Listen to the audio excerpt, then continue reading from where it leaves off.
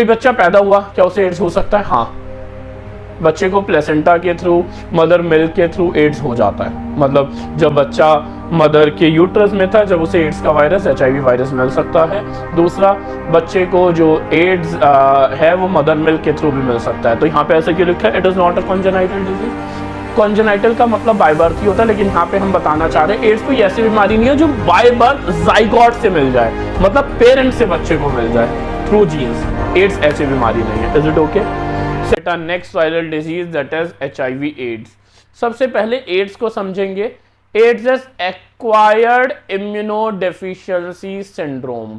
Acquired का मतलब है एड्स जो है वो हम लाइफ टाइम में एक्वायर करते हैं। ये कोई ऐसी बीमारी नहीं है जो बाय बर्थ, जो जाइगोट से हो जाए, मींस पेरेंट से हमें मिले, बाय बर्थ मिले, जेनेटिकली मिले, ऐसा नहीं होता। एड्स जेनेटिकली नहीं हो सकती। AIDS is acquired disease. Immunodeficiency, AIDS में इम्यून सिस्टम इतना ज्यादा वीक हो जाता है, इतना ज्यादा कि छोटे मोटे बैक्टीरिया, वायरसेस जिनकी कोई औकात नहीं होती हमें बीमार करने की, एड्स पेशेंट को वो भी कंटिन्यूस बीमार करते रहते हैं, जिसकी वजह से बहुत ज्यादा दिक्कतें आती हैं। लास्ट वर्ड है syndrome. Syndrome is group of symptoms. जब बहुत सारे सिम्टम्स एक साथ दिखें, दैट इज सिंड्रोम। तो AIDS is acquired immunodeficiency syndrome, मतलब एक्वायर्ड किया गया है जिसमें इम्यून सिस्टम बहुत ज्यादा डेफिशिएंट हो जाएगा, वीक हो जाएगा। और syndrome means group of symptoms, बहुत सारे सिम्टम्स एक साथ दिखेंगे। AIDS is caused by a virus called HIV virus, human immunodeficiency virus. HIV is human immunodeficiency virus. HIV virus जो है ये बिलोंग करता है एक स्पेशल ग्रुप से, दैट इज रेट्रोवायरस। वायरस का एक ग्रुप होता है रेट्रोवायरस, HIV उससे बिलोंग करता है। रेट्रोवायरस की बेटा खासियत होती है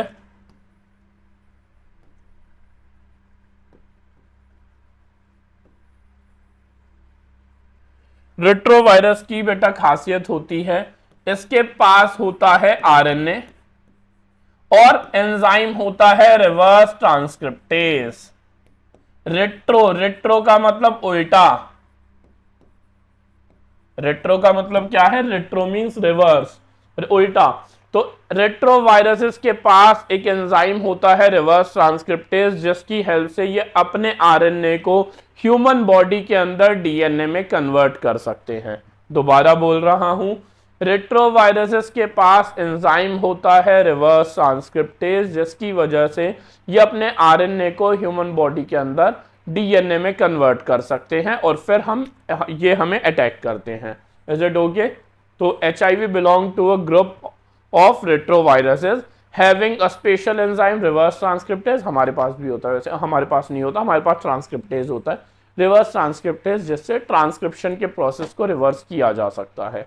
इज इट ओके? तो this is special about retroviruses. अब हमें क्या क्या पढ़ना है, तो हम एकदम बेसिक से स्टार्ट करते हैं। The word AIDS stand for acquired immunodeficiency syndrome. This means deficiency of immune system acquired during the lifetime of an individual, indicating that it is not a congenital disease. A congenital means by birth. अब यहाँ पे ना एक confusion आती है, वो मैं clear कर देता हूँ। कोई बच्चा पैदा हुआ, क्या उसे एड्स हो सकता है? हाँ, बच्चे को प्लेसेंटा के थ्रू, मदर मिल्क के थ्रू एड्स हो जाता है। मतलब जब बच्चा मदर के यूट्रस में था, जब उसे एड्स का वायरस, HIV वायरस मिल सकता है। दूसरा, बच्चे को जो एड्स है वो मदर मिल्क के थ्रू भी मिल सकता है। तो यहाँ पे ऐसे क्यों लिखा है? It is not a congenital disease. Congenital का मतलब बाय बर्थ ही होता है, लेकिन यहाँ पे हम बताना चाह रहे हैं एड्स कोई ऐसी बीमारी नहीं है जो बाय बर्थ जाइगोट से मिल जाए, मतलब पेरेंट से बच्चे को मिल जाए थ्रू जीन्स।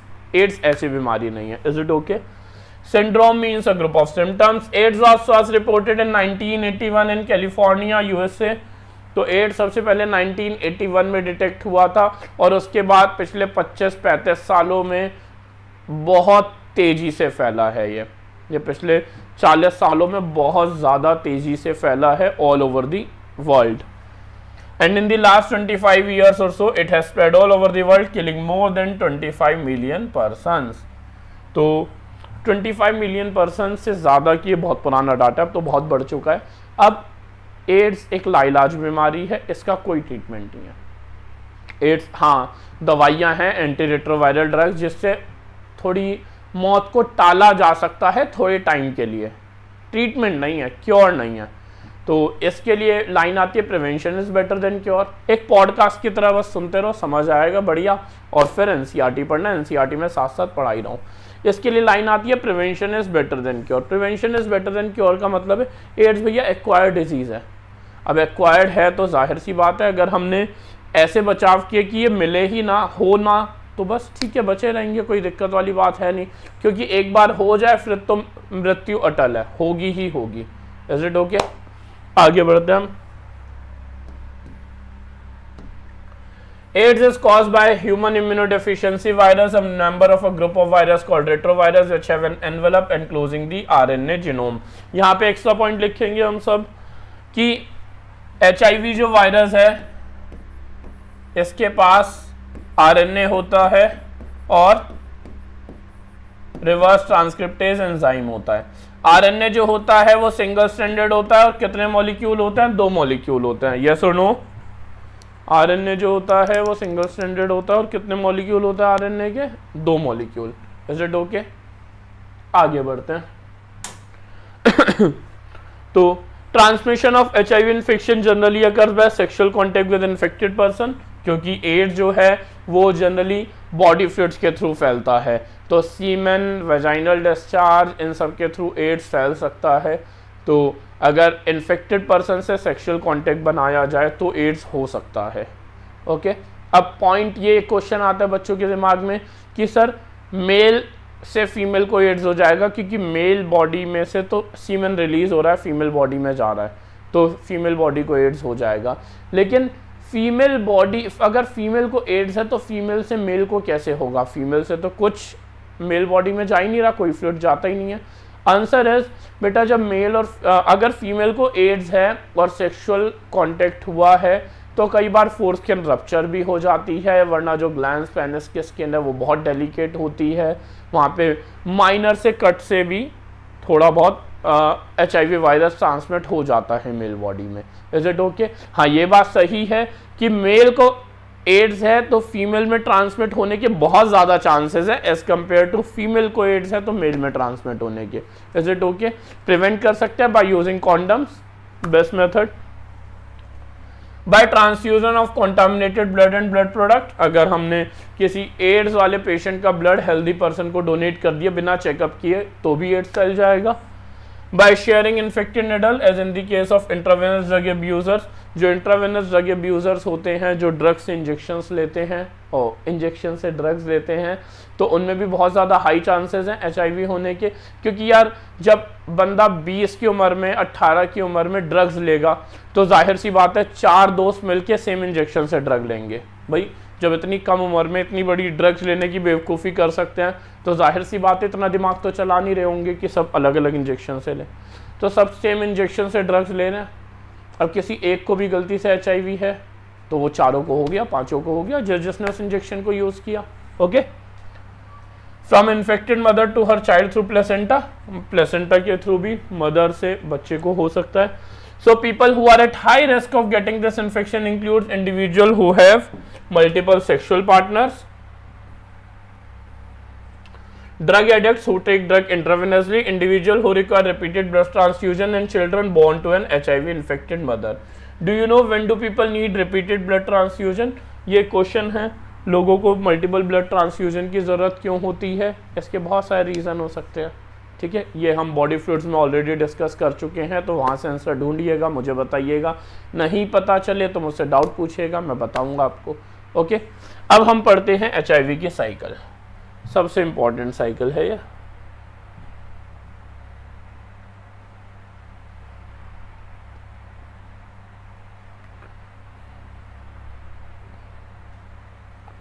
तो अब ये साइकिल बिल्कुल क्लियर दिख रही होगी, तो आप कहानी बहुत ध्यान से समझिएगा। देखो अब मैं अलग साइकिल बनाऊं, आपको कंफ्यूज करूं, वो सब नहीं करूंगा मैं। एनसीईआरटी की साइकिल से, एनसीईआरटी के डायग्राम से ही समझाऊंगा, बस आपके दिमाग में बैठ जाएगा, इतना ही आपको करना है। 1000% है, आप ध्यान से समझो, क्वेश्चन सारे हो जाएंगे। ओके, तो हम स्टार्ट करते हैं। तो ये है बेटा रेट्रोवायरस। अब वायरस जो होता है, वायरस का अगर बेसिक आपको याद हो 12th क्लास 11th क्लास का बायोलॉजिकल क्लासिफिकेशन में, वायरस के पास एक प्रोटीन कोट होता है, प्रोटीन कोट को हम कैप्सिड बोलते हैं, और वायरस के पास जेनेटिक मटेरियल होता है। जेनेटिक मटेरियल, यहां पे जेनेटिक मटेरियल क्या है? आरएनए। तो ये है एक रेट्रोवायरस जिसका ये आउटर है प्रोटीन कोट और ये अंदर है वायरस का genetic material, that is RNA. Yes और नो? अब ये जो जेनेटिक मटेरियल है, ये जो एचआईवी का वायरस है, ये एचआईवी का वायरस मेरी मतलब किसी की भी बॉडी में आए, थ्रू बॉडी फ्लूइड्स आएगा, ये किसी की बॉडी में गया तो ये ब्लड के थ्रू सबसे पहले जाएगा मैक्रोफेजेस में। कहाँ जाएगा? मैक्रोफेजेस में। ठीक है, ये बहुत इंपॉर्टेंट चीज है, ये समझ लो। मैं ऐसे समझा देता हूं, ये जो सेल है ये मैक्रोफेजेस ही मान लो।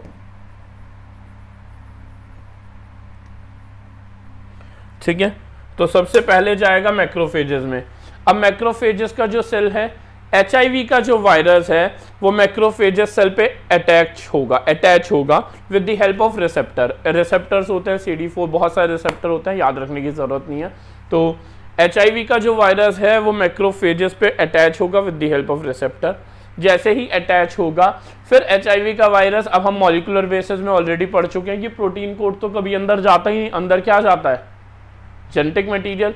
तो जैसे ही अटैच होगा तो एचआईवी का जो वायरस है, इसका genetic material that is RNA, कितने मॉलिक्यूल होते हैं? आरएनए के 2, वो मॉलिक्यूल अंदर चले जाएंगे और साथ साथ चला जाएगा एंजाइम रिवर्स ट्रांसक्रिप्टेज। क्या चला जाएगा? Enzyme reverse transcriptase. ओके, तो हमने क्या पढ़ा? एचआईवी का वायरस बॉडी फ्लूइड्स के थ्रू बॉडी में आया, उसने पूरी बॉडी में घूमा और मैक्रोफेजेस को ढूंढ के उससे अटैच हो गया with the help of receptor. जैसे ही वो with the help of receptor attach हुआ तो उसने प्रोटीन कोट्स भारी रहेगा और आरएनए के मॉलिक्यूल्स मैक्रोफेजेस के अंदर एंटर कर जाएंगे, साथ साथ एंजाइम एंटर कर जाएगा रिवर्स ट्रांसक्रिप्टेज।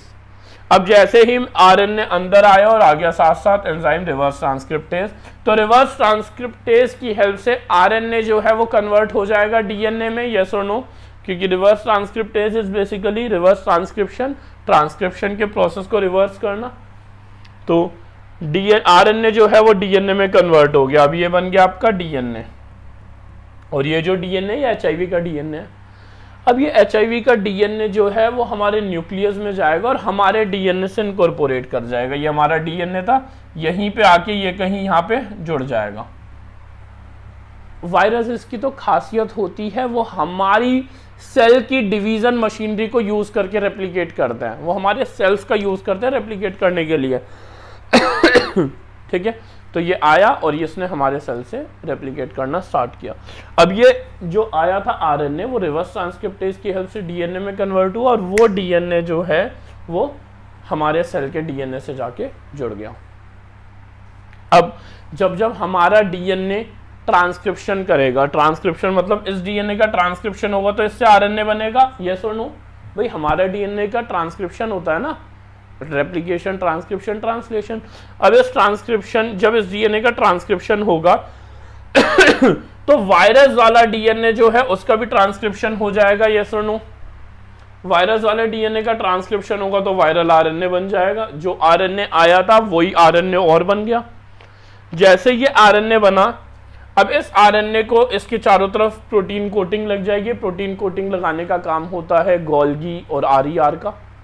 गोल्गी का पैकेजिंग मेनली काम गोल्गी का होता है। तो जो आरएनए बना उसके चारों तरफ प्रोटीन कोटिंग लगा दी, किसने? गोल्गी बॉडी ने। अब ये प्रोटीन कोट लग के ये एचआईवी का वायरस मैक्रोफेजेस से बाहर निकल गया। पॉइंट इज, आया था एक एचआईवी का वायरस, उस एक एचआईवी का वायरस जो बॉडी फ्लूइड्स के थ्रू बॉडी में एंटर किया, वो पूरी बॉडी में घूमा, मैक्रोफेजेस को ढूंढा, मैक्रोफेजेस पे अटैच हुआ, मैक्रोफेजेस के अंदर उसने अपना आरएनए भेजा, आरएनए कन्वर्ट हुआ डीएनए में, डीएनए जब बना तो डीएनए इनकॉर्पोरेट हो गया डीएनए जो था वो इनकॉर्पोरेट हो गया हमारे डीएनए में, न्यूक्लियस के डीएनए में। फिर हमारा डीएनए जब रेप्लिकेट ट्रांसक्रिप्ट कर रहा था, ट्रांसक्रिप्शन कर रहा था, तो आरएनए बन रहा था। जब ही वायरस का डीएनए भी ट्रांसक्रिप्शन करा और आरएनए बन गया, उस आरएनए के चारों तरफ प्रोटीन कोटिंग हुई with the help of Golgi, और वो अब बाहर निकलने लग गए। मतलब मैक्रोफेजेस ने बेसिकली क्या किया, मैक्रोफेजेस ने एचआईवी का नंबर बढ़ाया। That's why macrophages are also called as HIV factories. That's why macrophages are also called as HIV factories. तो macrophages ने HIV का नंबर बढ़ाया। ये HIV का नंबर बढ़ता रहेगा। अब यहाँ से ये जो वायरसेस हैं ये जाएंगे टी हेल्पर सेल में। टी हेल्पर सेल में भी एग्जैक्टली कहानी रिपीट होंगी और वहाँ भी इनका नंबर बढ़ेगा। टी हेल्पर सेल में भी एग्जैक्टली कहानी रिपीट होगी, यही सब प्रोसेस रिपीट होगा और वहाँ भी इनका नंबर बढ़ेगा। तो ओवरऑल ह्यूमन बॉडी में एचआईवी का नंबर अभी बढ़ रहा है, लेकिन अटैक नहीं कर रहा एचआईवी। एचआईवी का नंबर बढ़ रहा है, मैक्रोफेजेस, मेनली मैक्रोफेजेस नंबर बढ़ा रहे हैं, थोड़ा बहुत टी हेल्पर सेल भी बढ़ा रहे हैं। मैक्रोफेजेस और also called as HIV factories. अब एचआईवी का नंबर बढ़ा बढ़ा बढ़ा, बहुत बढ़ गया। एक दिन अचानक से 6 महीने बाद, 1 साल बाद, 2 साल बाद, 3 साल बाद, 4 साल बाद, 5 साल बाद, कभी भी एक दिन अचानक से एचआईवी ने टी हेल्पर सेल पे अटैक करना शुरू कर दिया। एचआईवी ने जैसे ही टी हेल्पर सेल पे अटैक करना शुरू, इसका आज तक हम रीज़न खोज नहीं पाए हैं, डिस्कवर नहीं कर पाए कि अचानक से क्या होता है 6 महीने, 1 साल, 2 साल बाद कभी भी एचआईवी जिन टी हेल्पर सेल से अपना नंबर बढ़ा रहे थे वो टी हेल्पर सेल पे ही अटैक करना शुरू कर देता है। इसकी एग्जैक्टली डिस्कवरी नहीं हो पाई है। तो एचआईवी के जो सेल्स हैं वो टी हेल्पर सेल पे अटैक करना शुरू करते हैं। जैसे ही टी हेल्पर सेल पे अटैक होता है तो टी हेल्पर सेल का काम होता है बी लिम्फोसाइट्स की हेल्प करना in formation of more and more antibodies. अब टी हेल्पर सेल पे अटैक होता है तो टी हेल्पर सेल मरना शुरू होते हैं। धीरे धीरे बॉडी के टी हेल्पर सेल डिस्ट्रॉय होना स्टार्ट हो जाएंगे, टी हेल्पर सेल का काउंट कम हो जाएगा। टी हेल्पर सेल्स का काउंट जैसे जैसे कम होता रहेगा, बॉडी का इम्यून सिस्टम डाउन होता रहेगा। धीरे धीरे बॉडी का इम्यून सिस्टम इतना ज़्यादा कम हो जाएगा कि हमारी body normal bacterias, normal viruses, normal pathogen जिन्हें ईजिली बीट कर देती थी, ईजिली मार देती थी, हमारी बॉडी उन्हें भी नहीं मार पाएगी और वो पैथोजन्स भी हमें बार बार बीमार करते रहेंगे। जब हम बार बार बीमार होते रहेंगे, कितना ट्रीटमेंट कराएंगे, कितनी दवाइयाँ खाएंगे, अल्टीमेटली एक लेवल आएगा जहाँ डेथ हो जाएगी। That is all about HIV. अब एचआईवी का टेस्ट जो होता है, टेस्ट के लिए होता है ELISA. ELISA is enzyme linked immunosorbent test है। ये एक टेस्ट होता है, इसमें एंटीजन एंटीबॉडीज़ का इंट्रैक्शन कराया जाता है इन दी हिस्टोपैथोलॉजिकल लैब। इससे हमें एलाइसा टेस्ट से हम एचआईवी डिटेक्ट कर सकते हैं कि किसी को एचआईवी है या नहीं है। ट्रीटमेंट में हम देते हैं anti retroviral drugs. Anti retroviral drugs देते हैं हम, लाइक कुछ ड्रग्स आपके एनसीईआरटी में मेंशन है 11th क्लास के बायोमोलिक्यूल में, vinblastine, vincristine, which are used to treat blood cancer. तो ये ड्रग्स हैं जो एंटी रेट्रोवायरल है, जिससे हम एड्स को, सॉरी मैंने कैंसर के ड्रग्स बता दिए, माफ़ी चाहता हूँ। एंड विनब्लास्टिन, विनक्रिस्टिन हटा देना, सॉरी मैंने ब्लड कैंसर भी मिक्स कर दिया, माय बैड। तो एंटी रेट्रोवायरल ड्रग्स होते हैं लाइक एजेटी, एजिडोथाइमिडीन, जो कि रेट्रोवायरस के डिवीजन प्रॉपर्टी को रोकते हैं, जिससे हम एड्स को रोक सकते हैं। प्रिवेंट मतलब रोक सकते हैं, रोकने का मतलब है कि हम मृत्यु को थोड़ा डिले कर सकते हैं, डेथ को टोटली क्योर नहीं कर सकते। Is it okay? तो बहुत सारी आजकल एजेंसीज हैं, NACO, National AIDS Control Organisation, WHO, ये सब बहुत इन्फॉर्मेशन बांट रही हैं कि भैया एचआईवी ऐसे होता है, ये सब मत करो, ध्यान से रहो, अपना ध्यान रखो। एचआईवी बिकॉज कोई ऐसी बीमारी नहीं है जो गलती से हो जाए। एचआईवी इज़ ऑल अबाउट हमारी हरकतें, ठीक है? तो ये ह्यूमन नेचर पे डिपेंड करता है, एचआईवी होगा, गलती से तो बहुत रेयर होता है एचआईवी। Is it okay? तो हमने ये एचआईवी की कहानी ख़त्म की है। अगर हम इसे पढ़ें तो it is important to note that HIV AIDS is not spread by mere touch or physical contact, it spreads only through body fluids. It is hence imperative for the physical and psychological well-being that the HIV AIDS infected person are not isolated from family and society. किसी को ads हो तो हम उसे ऐसे treat ना करें कि भाई तुझे एड्स है, तू अलग बैठ, क्योंकि HIV इज़ नॉट समथिंग कि हाथ में लाने से, गले मिलने से HIV होता है, ऐसा कुछ नहीं होता। तो इसीलिए हम उसे अगर ऐसे सेपरेट करेंगे सोसाइटी से तो फिर तो और ज़्यादा चांसेस है कि उसकी डेथ बहुत जल्दी होगी। Okay, there is always a time lag between the infection and appearance of AIDS symptom, that is usually 5 to 10 years और can be few months. After getting into the body of the person, the virus enters into macrophages where RNA genome of the virus replicates to form viral DNA with the help of enzyme reverse transcriptase.